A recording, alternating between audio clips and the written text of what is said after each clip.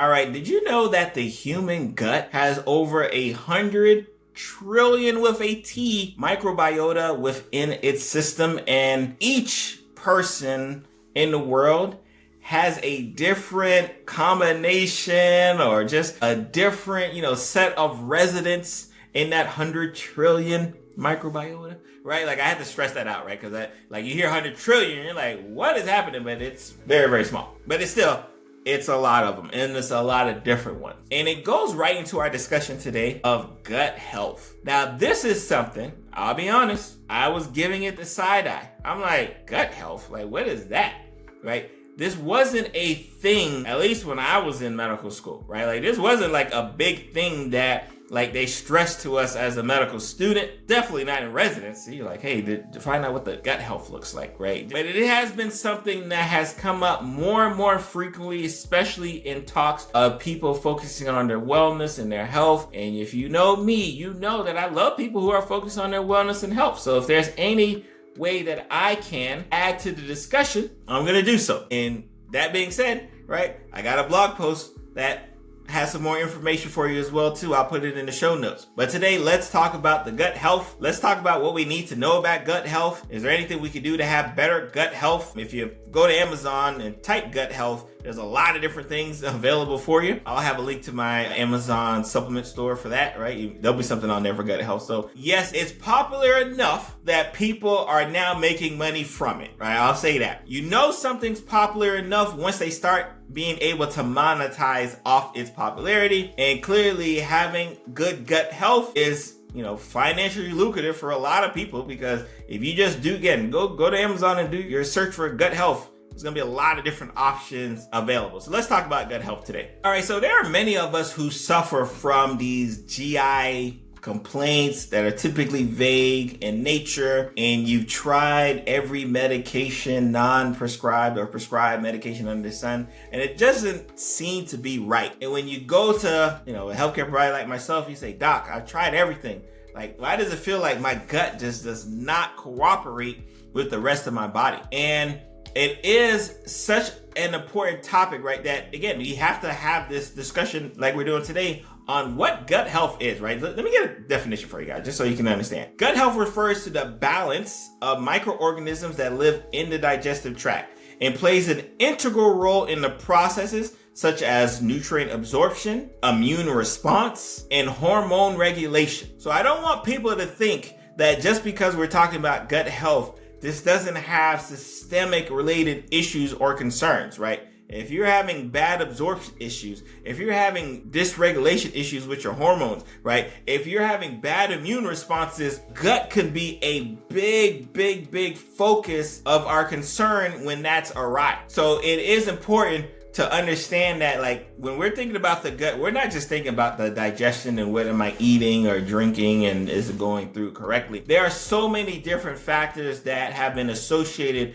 with this topic of gut health that we don't want to shy away from it, right? Like, again, I love this. A healthy gut consists of a diverse array of bacteria, right? That kind of works in a balance, right, to do all of these things, whether it's help us absorption, help us regulate some of these hormones, have an appropriate immune response. So you can see how if you've been going to your doctor and there's been issues with your GI tract for so long, ask anyone, right, if you know a friend or family member, ask anyone who has IBS, and they will tell you just how important it is. That's irritable bowel syndrome. They will tell you how important it is to have a good functioning gut. Ask anyone who's dealt with heartburn related issues. They will tell you how important it is to have a good digestive system, right? So I don't want y'all to play our digestive system like it's on the back burner and we don't really need to focus on it. It is an important system that causes a lot of problems, a lot of stress and anxiety, depression, everything under the sun for people when it is off the track, right? So understand that, yes, the focus on maintaining a balance in our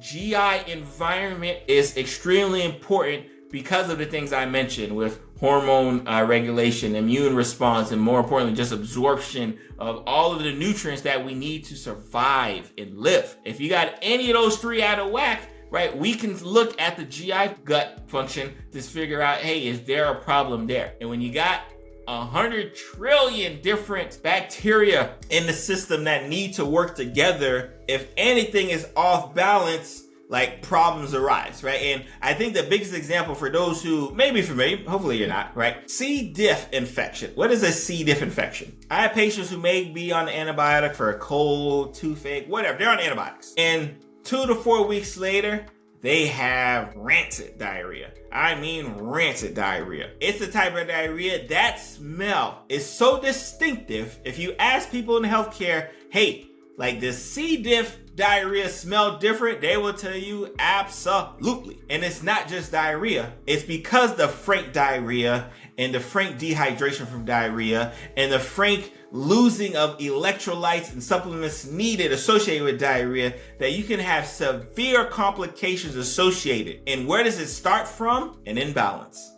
Right? So understand that, yes, we're talking about this bacteria, but a balanced bacteria is crucial, because when it is not balanced out appropriately, you can have problems like C. diff, diarrhea, norovirus diarrhea, all these things that say, hey, you know what? My system's out of whack. Until I get it together, we are going to have a problem eating or drinking, sitting down, going out in public. We're going to have a problem all the same. And a lot of patients end up in the hospital for C. diff diarrhea. I don't want y'all to like play diarrhea like it's something that you can just get over with some Pepto-Bismol. No, it is not. In fact, it's actually counterproductive to give a person who's dealing with C. diff diarrhea like something like Pepto-Bismol or Imodium or something to keep it in there, because your body's trying to get rid of it. Your body's trying to fight it off because there's too much in the system. Because you have some C. diff in the body. It's there. When it somehow becomes the head honcho, it becomes a problem and you're running to the bathroom.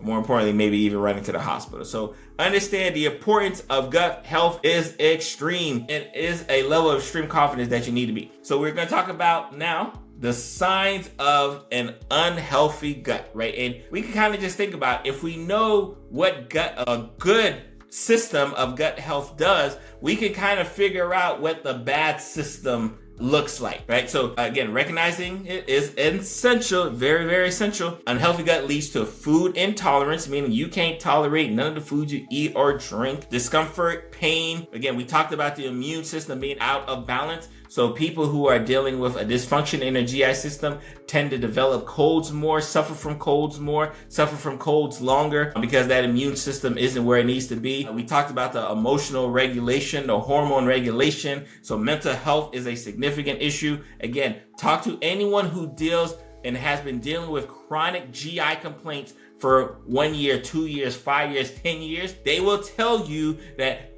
right here, some work needs to happen, right? It is not a pleasant experience. Imagine having to plan your day around where the nearest bathroom is and going to a restaurant and saying, okay, bathroom's over here, just in case I gotta go quickly. A GI system that is not efficient, a GI system that is imbalanced can cause a lot of problems that trust me, you don't want to wish on your worst enemy. Well, you may want to wish it on your worst enemy, but you shouldn't want to wish it on your worst enemy. It is that much of an issue. And then changes of weight gain, weight loss, sugar regulation, fat regulation, all of these things cause a problem. All of these things cause systemic related issues. It started in the gut. So don't let no one tell you that, having a good GI system and having great efficient gut health is not important, because that means they've never experienced a bad GI system, right? Especially for an extended period of time. So never let someone tell you that that's not a factor when we're thinking about the gut health. All right, so let's talk about some lifestyle factors associated with affecting the gut health. And we talked about this, and a lot of this is almost like the chicken and the egg. Anxiety, depression, heart-related disease. We talked about IBS, peripheral vascular disease, diabetes, colon cancer. These are all things, right, that can be almost a warning sign that, hey, I probably have some bad GI issues. Or like on the flip side, if you have all of the GI issues related we talked about, can be a warning sign like, hey, things to come. Like, hey, you may develop IBS later. You may develop heart disease issues later. You may develop cancer later, right? Because your GI tract isn't where it needs to be. So understand that there are a lot of factors affecting gut health that if you just ignore it, Like, you may have to deal with bigger problems down the line. I don't want people to deal with bigger problems down the line if you're following here on the Lunch and Learn community. So understand that, yes, that could be a problem. And the importance of a balanced diet of prebiotics, you may be familiar with. We give this actually pretty frequently in the hospital. You can just go online, you can go on the grocery store to get some. And what it is, they're actually bacteria. They're actually bacteria that you are ingesting. And the reason why we give that is because if I give you some antibiotics that kind of wipe out your bacteria, I want to give you some normal GI bacteria back into your system, because I'm worried if I don't, guess what? Stuff like C. diff may occur, right? So we will actually give people bacteria to ingest. That's what prebiotics are for, to try to make sure that that system stays in balance. So understand that, you know what, you can actually ingest some bacteria to try to regulate the GI tract, right? Those are some of the ways we do it. And of course, balanced diet like fiber and grains, vegetables, fruits, right? These are all things that can help assist with having a balanced gut and good gut health, right? So there's some things that we can do, right? There's some things that we can do. Staying hydrated, right? Like, that makes sense, right? If we stay hydrated, we get our fluids in our system. We don't have to necessarily worry about the problems that can arise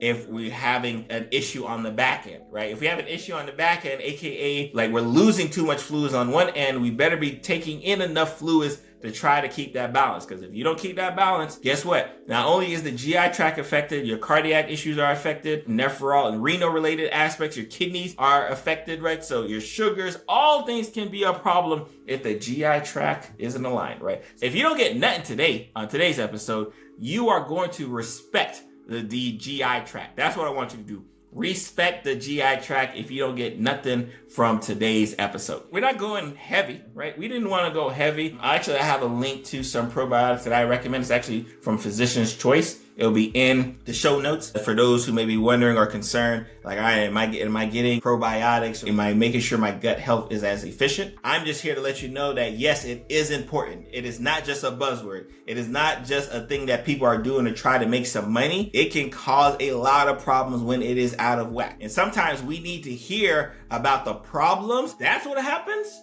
right? If I ignore my gut health, okay, cool. Let me just do what I got to do here. Let me keep up with any potential warning signs that my gut health may be out of whack, because I don't want to end up dealing with all of the ill effects that can occur if that happens. GI complaints, upset stomach complaints were frequent, and very often we didn't have an overt reason why you were having these GI issues. Like, there wasn't a test I can do to say this is why you're having these GI issues. A lot of people have gotten scanned up the wazoo looking for a GI problem that has not been found, right? And a lot of it just kind of starts from within. A lot of it starts from the fact that our bacteria is like not where it needs to be, and we need some regulation. And you get that regulation by recognizing that it is a potential problem, right? So again, I will have a link to some probiotics that we recommend. It's in my Amazon supplement store. Definitely recommend those, and it'll be in the blog post that I posted with today's episode as well, man. So you guys be blessed. Have a great week. Respect the gut. Take care of your gut and get you some probiotics if you need be. I'm gonna see you guys next week.